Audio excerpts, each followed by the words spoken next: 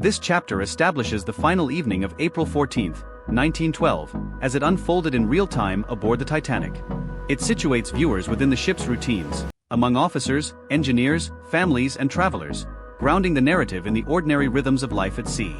Emotionally, it invites reflection rather than anticipation, emphasizing the human normalcy that preceded disaster. Historically, it presents the ship's speed, iceberg warnings, environmental conditions, and social atmosphere without dramatization. The chapter quietly prepares the foundation for what follows, allowing the progression to feel inevitable rather than imposed. There is a tendency, in retrospect, to imagine the final night of the Titanic as charged with visible tension. In reality, the evening of April 14, 1912, began much like the others that preceded it, orderly, measured, and almost serene. The North Atlantic lay unusually calm. The sea carried a faint sheen beneath the fading light, its surface smooth enough that the horizon appeared uninterrupted. For those on deck before sunset, there was little to distinguish this Sunday from the previous days of the voyage.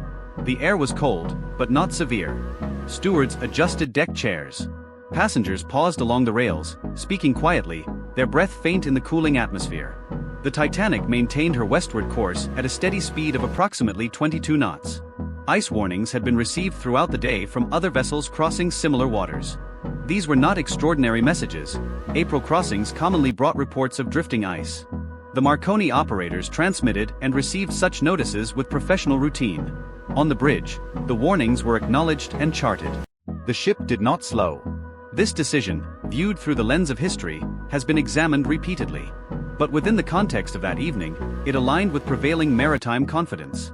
The Titanic was new, powerfully built, and widely regarded as structurally advanced. Her watertight compartments were considered a safeguard against ordinary maritime dangers. Confidence was not recklessness, it was a product of engineering belief and the era's understanding of risk. Below decks, the engineers worked among the boilers in sustained heat and noise. The machinery's rhythm was steady, almost meditative. Coal was shoveled, pressure maintained, gauges checked. The labor was physical and constant, yet methodical. Nothing in the mechanical cadence suggested interruption. In first class, dinner concluded in stages. Gentlemen lingered over cigars in the smoking room. Women withdrew to lounges where conversation turned to travel, society, and family. There was a sense of cultivated leisure. The grand staircase, illuminated from above, reflected polished wood and wrought iron in soft light. It was a setting designed to reassure passengers that they were not merely crossing an ocean, but inhabiting refinement. In second class, conversations were practical and warm. Teachers, clergy, and professionals shared tables and stories. The atmosphere was sociable without formality. Children were gradually ushered to cabins. Stewards moved discreetly along corridors. In third class, the tone was intimate. Families traveling toward new beginnings gathered in shared spaces. Languages blended, Irish, Scandinavian, Eastern European dialects, carrying hopes that extended far beyond the voyage itself. For many, this passage represented transition rather than luxury. The ship was less an emblem of prestige than a bridge between worlds. As night settled fully, the temperature dropped further. The sea darkened into a wide, indistinct expanse. One unusual feature defined the conditions: the water was exceptionally still. Without wind to disturb it, the ocean lacked the whitecaps that often form around floating ice. Such waves, when present, can make icebergs more visible by breaking against them. On this night, the surface gave little visual warning. Shortly before 11:40 p.m., lookouts Frederick Fleet and Reginald Lee stood in the crow's nest. The air was sharp. The sky was clear. Stars were abundant. Their task required sustained focus into darkness that offered few reference points.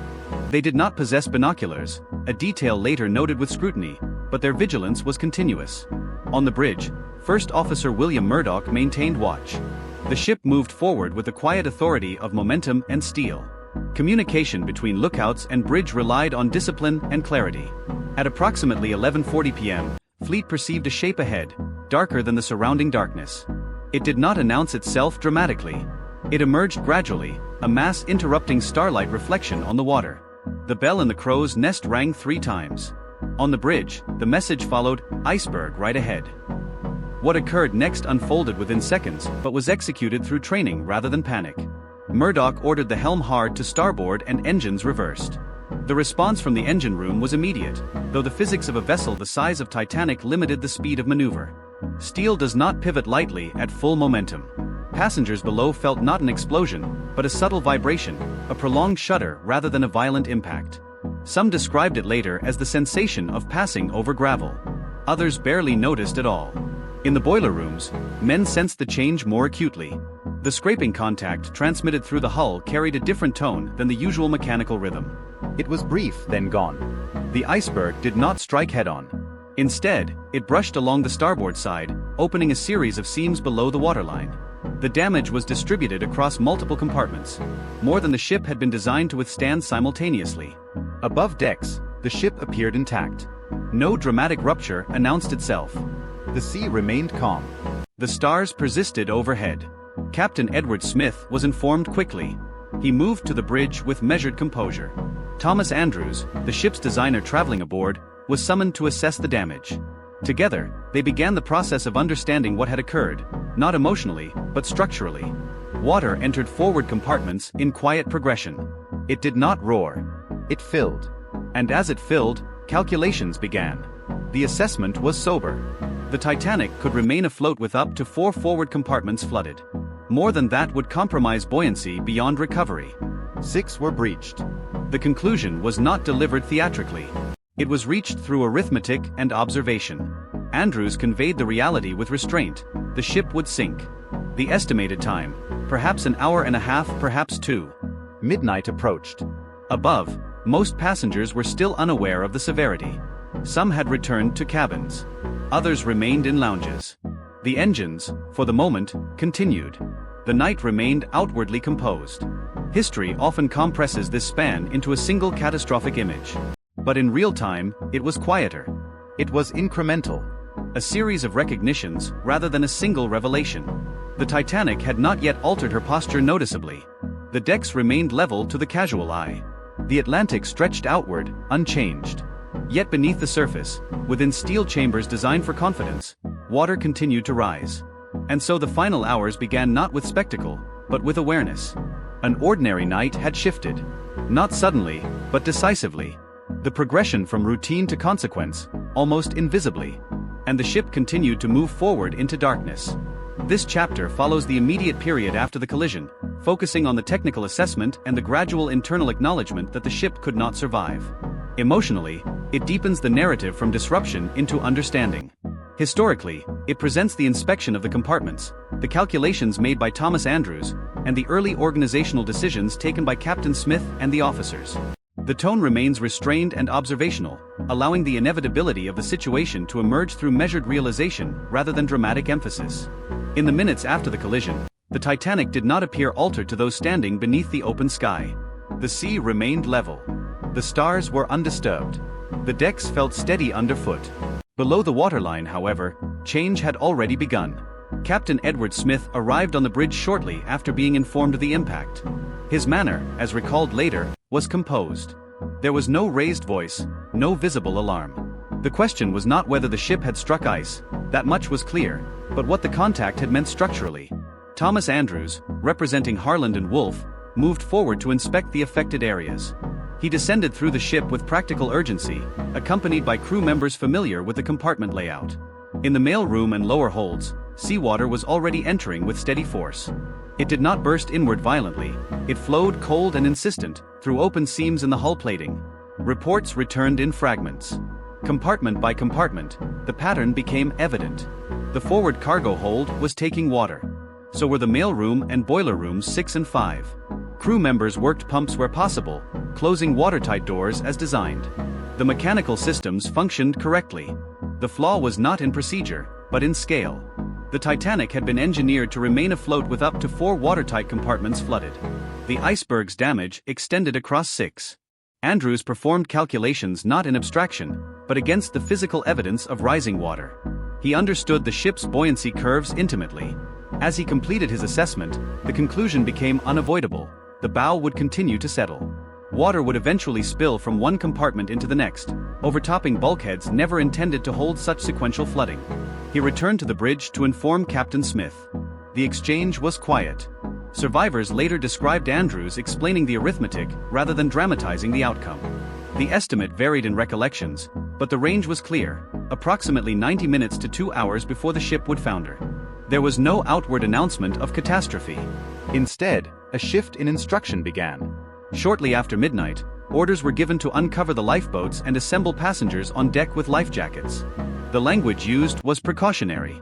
Stewards knocked on cabin doors with restraint, advising passengers to dress warmly and come topside as a matter of safety. For many, the request felt inconvenient rather than alarming. The Titanic's reputation carried weight. The decks were illuminated. The engines still throbbed beneath the floors. It was difficult to reconcile the calm surroundings with the notion of imminent loss. In first class, passengers dressed carefully before emerging. Some wrapped themselves in heavy coats over evening attire. There were questions, mild, curious, but not panic. The absence of visible damage shaped perception. In second and third class, the summons traveled through corridors with varying clarity. Language barriers and ship layout complicated the flow of information. Yet crew members guided groups upward, often repeating instructions patiently. On the boat deck, lifeboat covers were removed. Crew began preparing the davits. Each boat was designed to hold far fewer people than the total aboard, an accepted regulation of the time, though one that would later be re-evaluated with urgency. For now, the boats represented procedure, not desperation. Wireless operators Jack Phillips and Harold Bride continued transmitting. Earlier iceberg warnings had occupied their equipment. Now distress signals began to move outward into the night. The CQD call was sent first, followed by the newer SOS signal. Responses came gradually from distant ships, their positions uncertain in the dark Atlantic. The Californian, reportedly closest, did not respond in time. The Carpathia acknowledged and began altering course, though she was more than 50 miles away. Time acquired a different meaning aboard Titanic. It was no longer measured in scheduled meals or nautical miles, but in the gradual lowering of the bow. Passengers standing along the rails might not yet perceive it. The angle was subtle. But within the ship, water crept forward and upward. Pumps labored continuously. Engineers remained at their posts, fully aware that their efforts could only delay, not prevent. Captain Smith moved across the decks, speaking to officers, observing preparations. His presence carried authority, though his understanding of the outcome was complete. The challenge now was not technical correction, but orderly transition. Thomas Andrews, moving among passengers, quietly advised some to enter lifeboats without delay. He did not dramatize his counsel. He spoke plainly when asked. His awareness of structural certainty lent urgency to his words, though he did not display visible agitation. The band was assembled on deck. Music was not yet constant, but it would become part of the night's atmosphere, a deliberate effort to maintain composure. As lifeboat number 7 was lowered shortly after 12:45 a.m., it was not filled to capacity. Many hesitated to step away from the ship into small wooden craft suspended over black water. The Titanic, brightly lit and immense, appeared safer than the sea. This hesitation reflected psychology, not ignorance. The ship still seemed whole. The ocean seemed vast and cold. Below decks, the forward tilt became incrementally more noticeable. Objects shifted slightly. Doors aligned differently within their frames. Yet movement remained manageable. The narrative of the night continued without spectacle. There were no sudden ruptures, no dramatic explosions. Instead, there was accumulation of water, of realization of time past. Each lowered lifeboat marked a narrowing of possibility. Wireless transmissions persisted. Coordinates were repeated. Rockets were fired into the sky at intervals, white flares bursting above the ship in silent arcs. They were intended as signals, though their interpretation by distant observers remained tragically uncertain. The sea stayed calm. The sky remained clear. And within that stillness, a vast engineered structure was gradually surrendering buoyancy. The transition from impact to inevitability had completed itself. What began as a mechanical assessment had become a human reckoning. The ship was no longer merely damaged. It was finite. And the remaining hours would unfold within that understanding. This chapter marks the transition from controlled procedure to irreversible separation. The lifeboats become central, not as objects of rescue alone, but as symbols of narrowing time. Authority begins to fragment into urgency. The emotional atmosphere shifts from uncertainty to visible fear, though discipline largely remains. The ship is no longer being assessed. It is being left. By 1 a.m., the bow's descent was no longer theoretical. It was perceptible. The deck sloped just enough for passengers to notice resistance in their footing. The cold intensified as the ship's forward well deck moved closer to the Atlantic surface. Water crept across areas that had been dry an hour earlier. Captain Smith gave the instruction more plainly now: women and children into the boats. The phrase carried structure, but also consequence. It divided the deck into categories: those who would depart, and those who would remain. Officers Lightoller and Murdoch interpreted the order with slight differences in enforcement, but the outcome was similar. Lifeboats continued lowering, many still not filled to capacity. Hesitation persisted. Some families resisted separation. Some men stepped back voluntarily. Others lingered, convinced there would be time for another boat. Time, however, had already shortened. Thomas Andrews moved quickly between groups, encouraging immediate boarding. His language grew firmer. He understood the mathematics unfolding beneath their feet. When asked directly if the ship would sink, he no longer softened the answer. Yes, he is believed to have said. In an hour or so. Below decks, the engineers remained. Boiler room crews worked in rising water to maintain electrical power.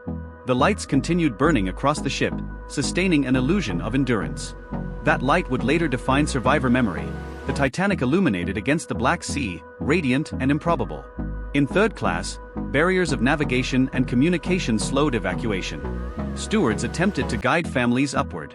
Corridors filled with movement, not chaos but density. The language of urgency began to cross social boundaries. On deck, the soundscape altered. The band now played steadily.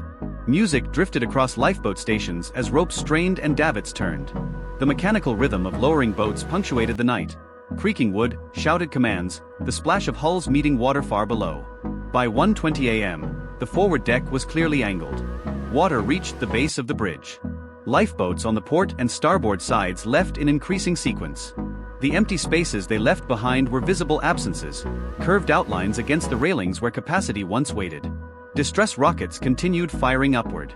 To those aboard, they were signals of emergency. To distant observers, their meaning remained fatally ambiguous. The Carpathia pressed through ice fields at full speed, but distance was indifferent to urgency. Back on Titanic, the human calculus sharpened. Couples faced decisions without precedent. Parents negotiated with officers. Some men quietly stepped aside after placing wives and daughters into boats. Others searched for alternative paths to survival, scanning the deck for remaining seats. The temperature continued dropping. Breath became visible in the air. Around 1:40 a.m., more lifeboats left partially filled. The reluctance had shifted, no longer disbelief in sinking, but disbelief in the finality of separation. The Titanic still stood immense behind them. To step into a small wooden craft felt, to many, like stepping away from certainty into exposure. Yet the certainty had already changed sides. By 2 a.m., only a handful of boats remained. The bow's angle steepened dramatically. Water submerged the forward well deck entirely. The ship's name at the prow disappeared beneath the Atlantic. The band continued. Witnesses would later disagree on the final song, but they agreed on its presence. Music functioned not as denial, but as structure, a final assertion of order against encroaching disorder. Captain Smith released crew from strict duty near the end. "Every man for himself," he reportedly said, though the phrasing varies in recollection. Authority had reached its limit. Physics now governed the outcome. Collapsible boats were brought forward, canvas-sided craft designed for emergency deployment. Their preparation was hurried. The deck's incline made positioning difficult. Water advanced visibly toward the base of the grand staircase dome. Inside the ship, staircases became channels for rising seawater. The ornate interiors, carved wood, glass panels, chandeliers, met the Atlantic without resistance. Above, the stern lifted higher. Passengers remaining on deck felt gravity shift in undeniable force. Loose objects slid. The orchestra's balance grew precarious. The sea, once distant and level, now surrounded them in widening arcs. There was no single moment when fear began. It accumulated, as tilt increased, as options diminished, as the sound of internal structures straining echoed through steel frames. The final lifeboats pushed away around 2:05 a.m. They floated in darkness, watching the immense liner loom above them at an impossible angle. Lights still burning, hull exposed, propellers emerging from the water like mechanical monuments. On board, those remaining gathered along the stern or clung to railings. Some prayed. Some stood silent. Some attempted to climb toward the highest accessible point. At approximately 2:17 a.m., the wireless power failed. The lights flickered. Then they went out entirely. For a brief moment, the Titanic existed only as a black silhouette against the starlit sky. The silence that followed was described as profound, broken only by the groan of stressed metal and the distant lapping of water far below. The ship had moved beyond abandonment. It had entered its final descent. And what followed would last only minutes, but would echo for generations. This chapter completes the progression from structure to silence. The ship's final structural failure is treated not as spectacle, but as physical inevitability. Attention then shifts to the water, to those who survive in lifeboats and those who do not. The emotional resolution comes not with the sinking itself, but with the arrival of morning light and the recognition of irreversible loss. The chapter closes not on disaster, but on memory beginning. When the lights failed at approximately 2:17 a.m., the Titanic became a shape rather than a ship. The stern stood high above the Atlantic, silhouetted against a clear, indifferent sky. For those in the lifeboats, the scale was almost abstract, a vertical mass where hours earlier there had been a horizon line. The angle increased steadily. Inside the hull, unsecured objects shifted violently. Machinery tore free from its foundations. Bulkheads, never designed to hold water at such orientation, bore pressure beyond calculation. The sound carried across the water, a deep metallic groan, described later as thunder within steel. Those remaining aboard moved instinctively upward. Gravity dictated direction. The stern became the final gathering place, not by design, but by physics. At approximately 2:18 a.m., structural integrity began to fail. Survivor testimony differs in detail, but most agree that the ship did not descend as a single, seamless motion. The enormous stresses concentrated near the midsection. Steel, rivets, and framing, engineered for horizontal strength, were now contending with vertical strain. The hull fractured. To those watching from lifeboats, it appeared as a sudden break in silhouette, the forward section separating, already submerged and pulling downward. The stern, momentarily freed of counterweight, seemed to settle back slightly before rising again. There was no dramatic pause. Only continuation. The bow descended fully into the Atlantic, carrying with it hundreds still inside. The stern briefly upright, balanced against gravity and trapped air. 4 seconds, perhaps longer, it stood nearly vertical. Then it began its final fall. At approximately 2:20 a.m., the stern slipped beneath the surface. The ocean closed over it without explosion or flame. Steam vents released final bursts of white into the freezing air. Then there was only black water where a city of light had stood. What followed was sound. From the lifeboats came the cries of those in the water, hundreds of voices carried across a still sea.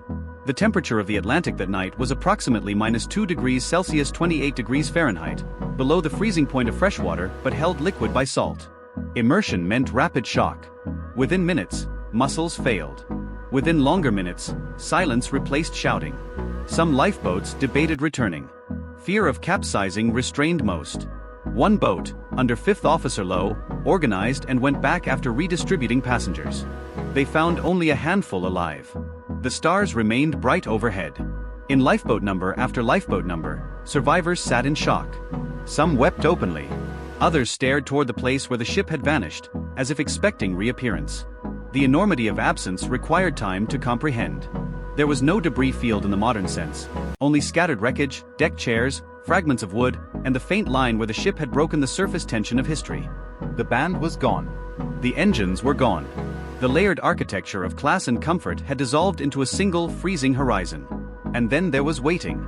Carpathia continued her approach, navigating carefully through ice fields illuminated by early dawn. Wireless operators aboard her ship had maintained contact as long as possible, calculating coordinates transmitted before power failed. Around 4 a.m., the first faint glow of morning edged the eastern sky. Light revealed what darkness had concealed. Icebergs stood like pale monuments around the lifeboats, silent witnesses to the night's sequence. Survivors could now see one another clearly. Faces were gray with cold. Clothing stiff with salt and frost. At approximately 4:10 a.m., the first lifeboat reached Carpathia. Ropes were lowered. Hands extended downward.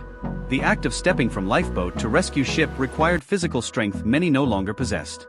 Crew members lifted passengers aboard, wrapping them in blankets, guiding them toward warmth and medical attention. Boat by boat, the survivors were gathered. Each arrival carried names and absences. Lists began forming almost immediately. Who was safe? Who had been seen? Who had not reached a boat? Husbands searched for wives. Children asked for fathers. Crew members reported incomplete rosters. By 8:30 a.m., the last lifeboat had been recovered. The ocean where Titanic had vanished appeared deceptively calm. Floating wreckage marked the site, but the ship itself was gone entirely beneath the surface, descending 2.5 miles to the seabed below. More than 1,500 people had not survived. The Carpathia turned toward New York, now carrying far more than her intended passenger count. On board, the atmosphere was subdued. Conversations were quiet. Grief existed beside relief in fragile balance. Captain Arthur Rostron of the Carpathia organized care with deliberate efficiency. Clothing was distributed. Cabins shared. Dining saloons converted into resting areas. Survivors began recounting their experiences, not in dramatic bursts, but in fragmented sentences, as though language itself required rebuilding. News traveled ahead via wireless. By the time Carpathia reached New York on April 18, thousands waited at the docks in rain and mist. Families held hope until lists were posted publicly. The transition from uncertainty to confirmation unfolded in real time along the pier. The sinking of Titanic did not conclude with the disappearance of the ship. It continued in inquiries, in testimonies, in regulatory reform. Maritime law shifted. Lifeboat requirements changed. Continuous wireless monitoring became standard. Ice patrols were established in the North Atlantic. But beyond policy, there was memory. The final hours of Titanic were not defined by spectacle alone. They were defined by decisions, by officers who calculated, by engineers who remained at their posts, by musicians who continued playing, by passengers who chose courage, restraint, or sacrifice within narrowing time. In the stillness after catastrophe, narrative begins. Not as myth, but as record. The ocean kept the ship. The world kept the story. And in that balance, between steel resting in darkness and names spoken in light, the final hours never truly ended.